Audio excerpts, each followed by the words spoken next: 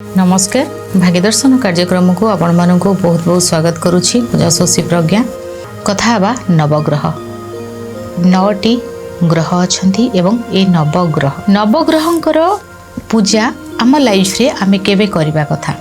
नवग्रह जे रहिले रवि नारायण रहिले, चंद्रमा रहिले, मंगल, बुध, बृहस्पति, शुक्र, शनि, राहु, केतु नवग्रहंकर गोटे थर रे जो मंदिर रे आपणकर कौन भी दशा चली था जिते बड़े आपणकर कौन बहुत आप गोटे बहुत हार्ड स्टेज देखिए गति करपणकर से लाइफटा बहुत पेनफुल अच्छी आपणकर बहुत सारा पीड़ा पाँच कौन करेंगे जो मंदिर रे नवग्रहंकर थी नवग्रह पूजा आपण कराइबे। नवग्रहंकर कौन द्रव्य को आपण दान रूप में देवे जो दिन पूजा करेंगे नवग्रह पूजा एका संगे करदे नवग्रह दान करेंगे। नवग्रहंकर जो देवादेवी अच्छा आपण जो ग्रहंकर जो बार अच्छी से बार रे से ग्रहंकर इष्ट देवी सपोज बुधवार अच्छी बुधवार दिन फास्ट कौन करेंगे नवग्रह पूजा करदे एवं नवग्रहंकर द्रव्य को आपण श्रद्धार सहित गिफ्ट करेंगे। ठीक अच्छे बहुत जिनस अच्छी किसी भी दे सब जिनस जिते जिनस देखुं कौन एक ग्रहंकर हो। ठीक अच्छे से गलापर आपड़ सपोज बुधवार अच्छी बुधवार दिन बुध ग्रहंकर इष्ट देवी किए त्रिपुरा सुंदरी, बृहस्पतिंकर माँ तारा, शुक्रंकर माँ लक्ष्मी, शनिंकर माँ काली, राहुंकर छिन्नमस्ता, केतुंकर धूमावती, चंद्रमांकर भुवनेश्वरी, मंगलांकर बगलामुखी, रवि नारायणकर मातंगी।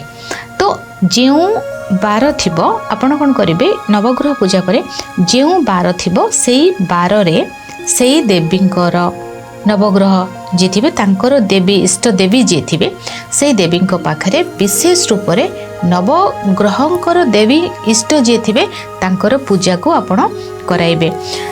गुरुवार अच्छी माँ तारांकर उग्रतारा माँकर पूजा आपण पूजा अर्चना कराइबे। इटा को लाइफ रे करिबा कथा नवग्रह शांत करिबा कथा। आमे ना माने सब जिनस को ना आमे केबे भी ताको कोनोसी पूजा अर्चना केबे व्यर्थ जीवनी। पूजा अर्चना आम जीवन रे शांति आनी थाए आमर ग्रहर पृष्ठ को खंडन करथे। थरे आमे देखंतु कोनोसी सपोज शनिंकर दशा चलिला आपण ना तीनटा फेज हेकि चल थाए सब माने शनिंकर दशा चलला फास्ट कौन आसीबो शनि रे शनि चलिबे। ठीक अच्छे शनि रे शनि रहिबे किंतु तार प्रत्यंतर रे शनि बहुत कम दिन पे आसीबे।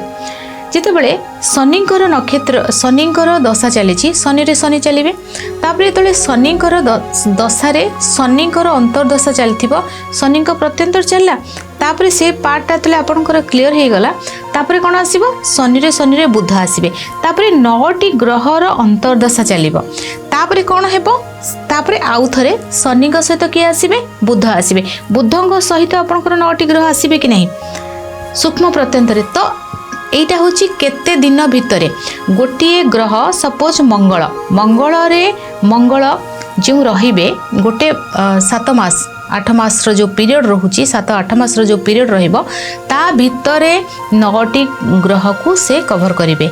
मंगल तो चले आ 8 जन आसिकी जिबे तो से भितरे आपण कौन करेंगे कि माने नवग्रहंकर गोटे थर रे पूजा करेंगे एवं नवग्रहंकर इष्ट कर जी देवादेवी जो देवी अच्छा आपण पूजा करवा द्वारा आपंकर बहुत शुभ फल आपण को प्राप्ति हेबो। यदि प्रत्येक दशारे आपण नवग्रह एवं नवग्रहंकर इष्ट देवींकर पूजा करुछंती बहुत शुभ फल मध्य मिलिबो। आज समय हो जाइछि भाग्यदर्शन कार्यक्रम को एठी रखुछि विदाय नउछि नमस्कार।